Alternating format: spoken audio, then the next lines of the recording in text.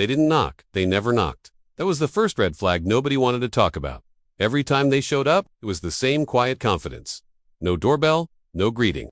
Just footsteps on gravel, a clipboard tucked under an arm, and the assumption that whatever stood in their way didn't really matter, especially fences. At first, we thought it was a mistake. You know how it goes. Someone new on patrol, someone unfamiliar with the boundaries, someone who just didn't know better. So we gave them the benefit of the doubt.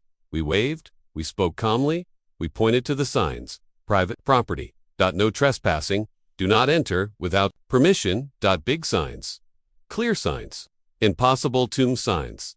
They nodded, they smiled, they apologized, and then they did it. Again the next week. Same day, same time, same stretch of fence. That's when it stopped feeling accidental. They called it a routine patrol, like repeating the phrase enough times would magically turn trespassing into a right. Like authority was something you could just declare and everyone else had to accept. But Grandpa never accepted things just because someone said them confidently. Grandpa had lived long enough to know that confidence and correctness are not the same thing. He was quiet about it at first. You just sat on the porch and watched. Not angry, not annoyed, observing. That was Grandpa's thing. He didn't react quickly. He reacted correctly, while everyone else was busy getting frustrated. Grandpa started noticing patterns. The timing was precise. Always mid-morning, always after the patrol. Truck parked out of sight. Always when they thought nobody important was watching, and the way they climbed. Not hesitant. Not cautious. Comfortable. Like someone who's done it 100 times and never faced consequences once. One morning, Grandpa finally said something. Not loudly. Nod. Emotionally. Just a calm statement.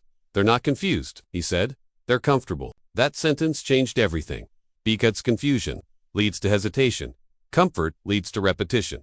So Grandpa stopped explaining. He stopped warning. And instead, he prepared. Now let me be very clear about something. Grandpa wasn't reckless. He wasn't aggressive. And he definitely wasn't trying to hurt anyone. He believed in rules. Real rules. The kind that protect people and property, not the kind that get waved around to intimidate. So he upgraded the gate. Nothing dramatic. Nothing illegal. Nothing designed to cause harm. Just enough to turn an assumption into a lesson. He's worked quietly, methodically, the same way he did everything.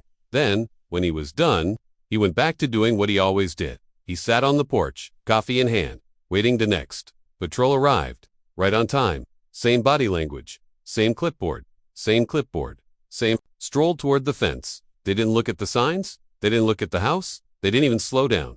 Why would they? Nothing had ever stopped them before. They grabbed the top rail and swung their leg over. And that's when reality finally showed.